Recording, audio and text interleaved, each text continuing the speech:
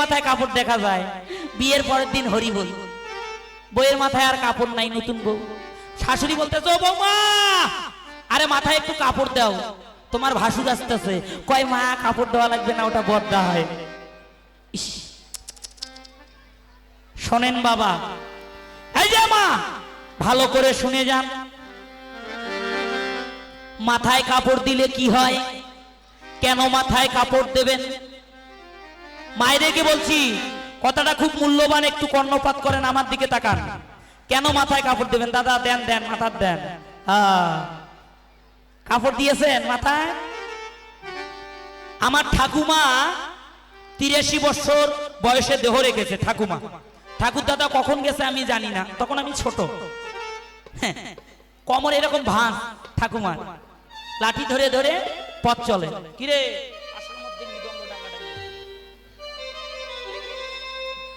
এই মাথায় কাপড়টা এইরকম ছিল সব সময়।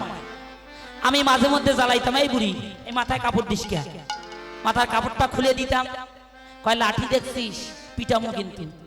আরে বুড়ি, তোর না স্বামী নাই? স্বামী থাকলে না মাথায় কাপড় দেয়? কয় দাদু ভাই, ওই মাথায় কাপড়টা দিতে দিতে আমার অভ্যাস হয়েছে রে। আগের দিনে মায়েরা যখন স্নান করে ঘরে আসতো, মুখটা কাপড়ে ঢেকে ঘরে আসতো কেন? শুনে যান মা।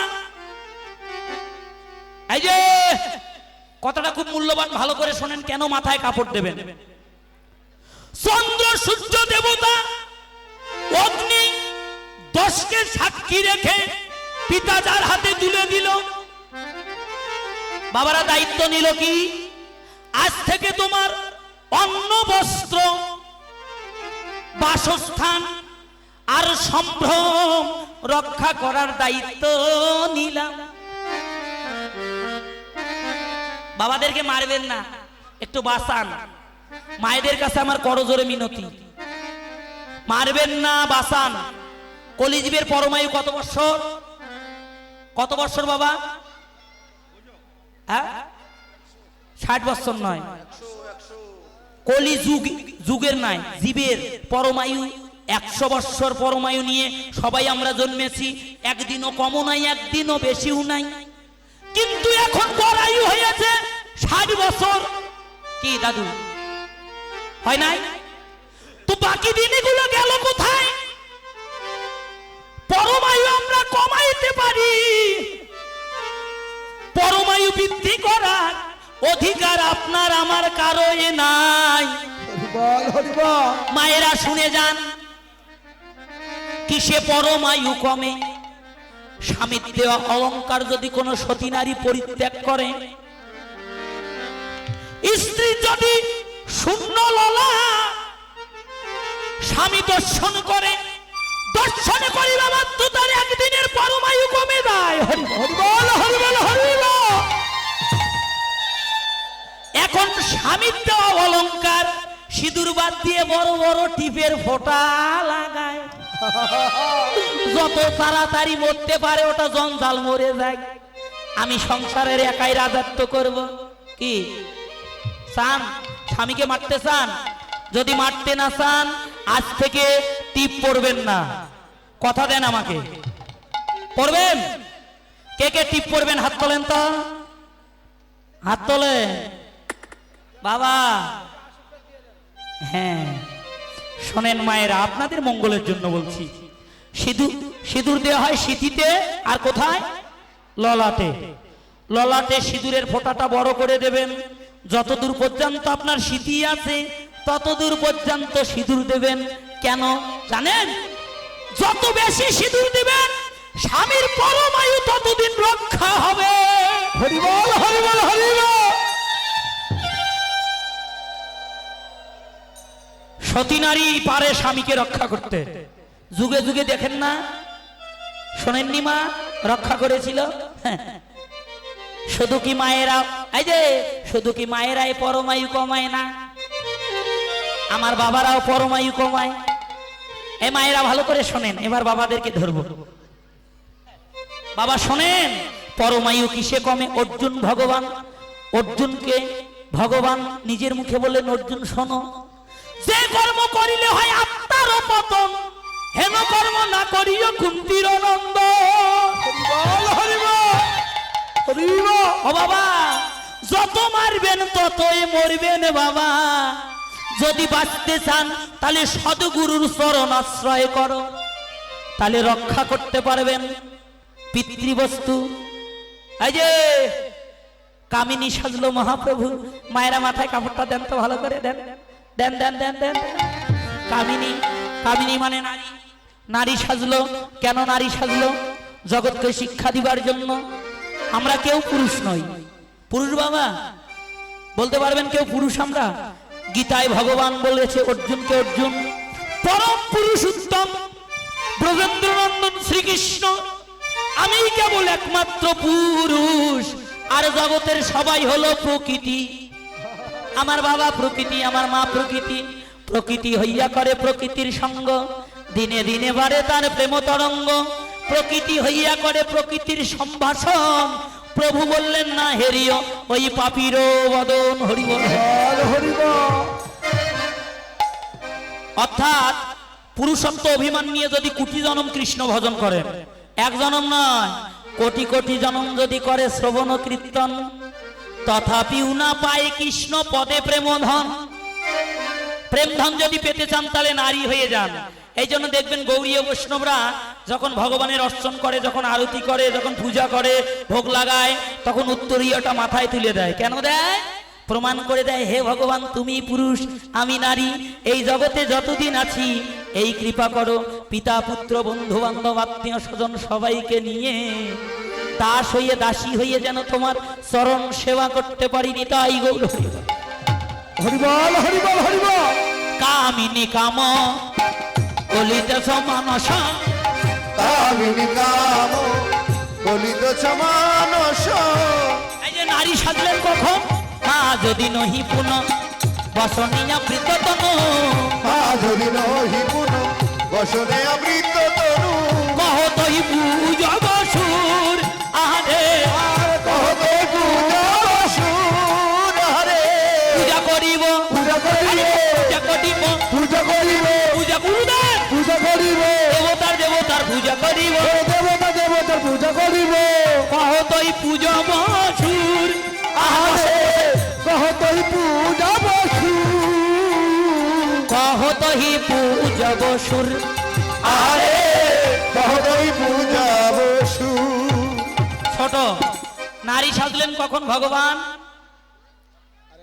মা যদি নহি পুন বসনে। বসন মানে কি বাবা? বসন মানে কাপড়। বসনে আবৃত, আবৃত মানে ঢাকা নাকি? বসনে আবৃত তনু। পৃথিবীতে যত ভাষা আছে তার মধ্যে সর্বশ্রেষ্ঠ ভাষা বাংলা ভাষা, কঠিন। আর এই বাংলা ভাষার জন্ম হলো সংস্কৃত থেকে নাকি? এই যে ভালো করে শোনেন, মা যদি নহি পুন মাছ দিন, ময় আকার আর ঝ, মাছ মানে মধ্য। সূর্যটা যখন মধ্য প্রান্তে আসে আমরা বলি মধ্যাহ্নকাল নাকি বাবা? মা যদি নহি পুন, যখন সূর্যটা মধ্য প্রান্তে আসলো, মহাপ্রভু তখন নিজের উত্তরীয়টা দিয়ে অঙ্গ ঢাকলো। মা যদি নহি পুন বসনে আবৃত তনু, তনু মানে দেহ, ঢেকে কি করলো? কহ তহি, কহ তহি মানে বলছে পূজব মানে পূজা করব। সুর এইবার ভেজাল লাগিয়ে দিয়েছে বাবা। এই দেখেন কথাটা একটু কর্ণপাত করেন সবাই। ও মায়েরা কথা বলবেন না। কহ তহি পূজব সুর, দন্তে ছয় হুস্যু আর বৈষ্ণব সুর মানে কি? আর দন্তে ছয় দুর্গু আর বৈষ্ণব সুর। এক সুর মানে কি? কণ্ঠধ্বনি। আর এক সুর মানে দেবতা। ভগবান বলল আমি পূজা করব কার? দেবতার দেবতা। এই যে মায়েরা দেব পূজা করেন না? করেন না? করেন। কিছুদিন আগে একটা পূজা হয়ে গিয়েছে, আমরাও করেছি, ঢাক বাজিয়েছিলাম নাকি বাবা? দশভূজা, 10 হাত। কে সে বলেন? এইদিকে হয় না পূজা? ও দিদি করে যাচ্ছি, বসো। পূজা করেন না? দুর্গা পূজায় আর ঢাকের বাড়ি নাই বাবা, এখন ডিজে গান। দেখছেন উন্নতি হবে কি সে অবনতি বেশি? কহতহি পূজাবো সুর, তাহলে ভগবান কি দেবতার পূজা করবে? মহাজন বলুন না। কয়টা যুগ? কয়টা যুগ? সত্য, তেতা, দাপর, এটা কোন যুগ? কলিযুগ। যুগ ধর্ম মানবেন? মানবেন? মানবেন না মা? ভালো করে শুনে যান। বর্তমান বাংলাদেশের সরকারকে বাবা শেখ হাসিনা না? হ্যাঁ নাকি?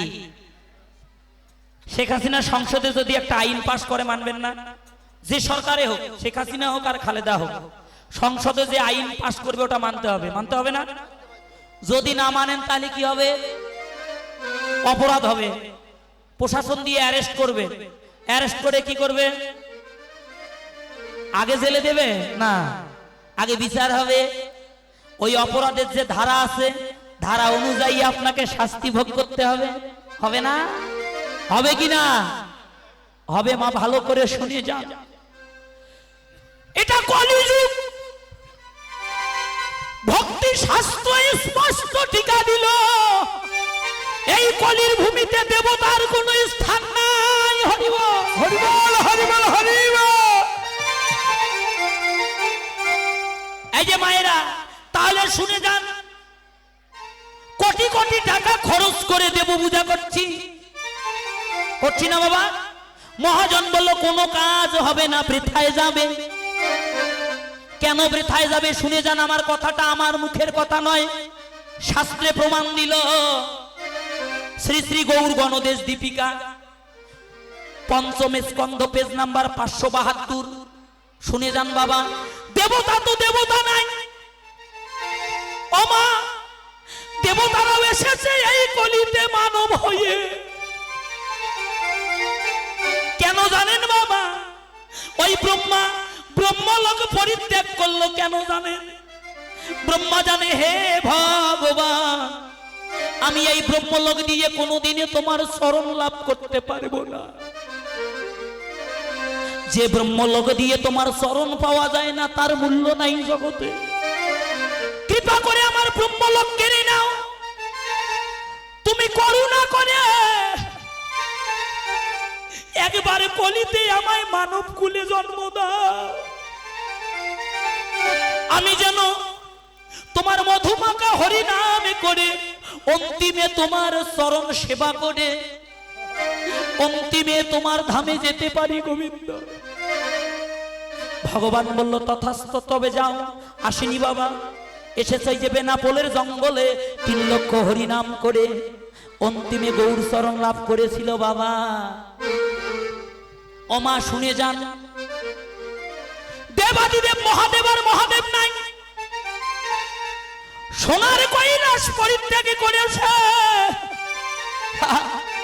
ওই দেখেন বাবা, পঞ্চতত্ত্বে যে বৃদ্ধ লোকটা করজোড়ে করে আছে মা,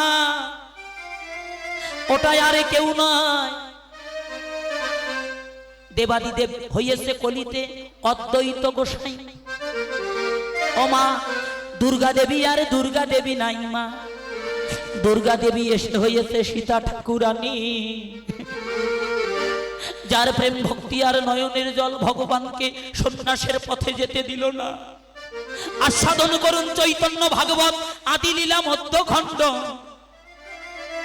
মহাপ্রভু ভারতী গোসাইয়ের কাছে সন্ন্যাস মন্ত্র নিয়ে বৃন্দাবনের পথে যাত্রা করল বাবা।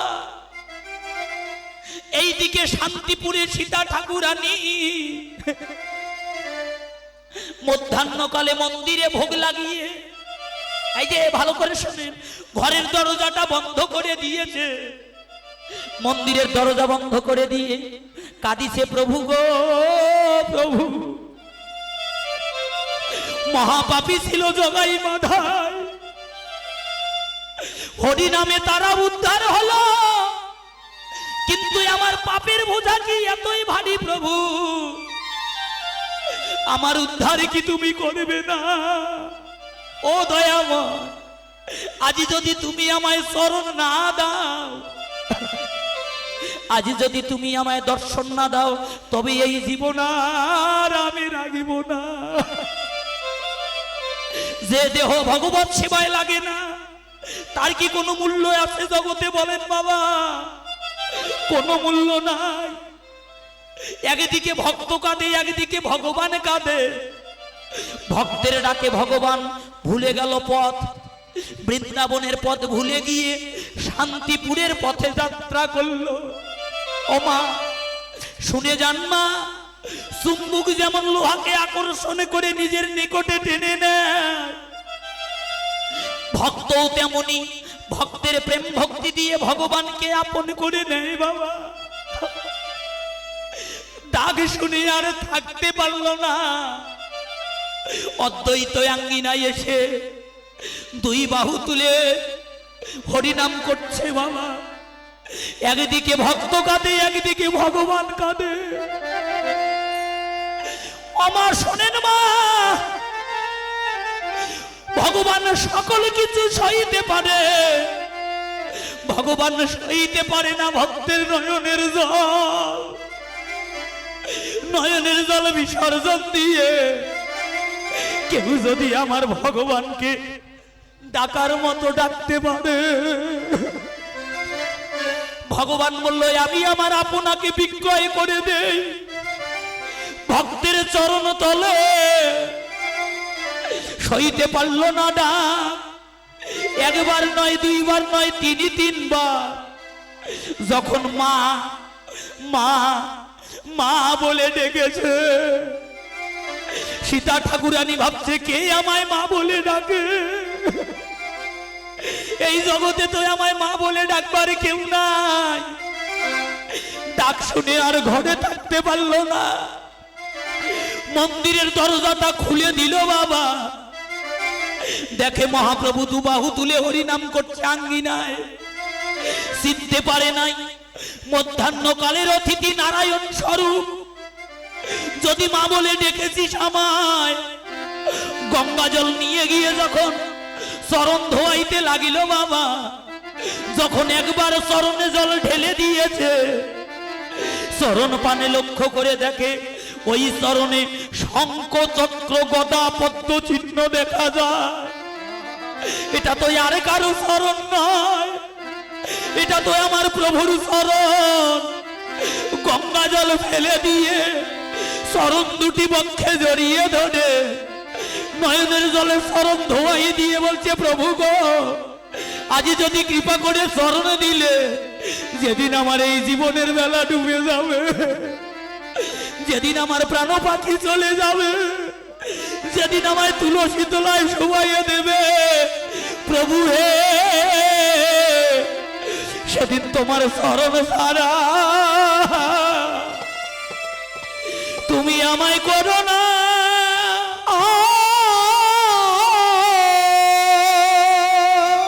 আমায় করো না হে, আমার করো না হে।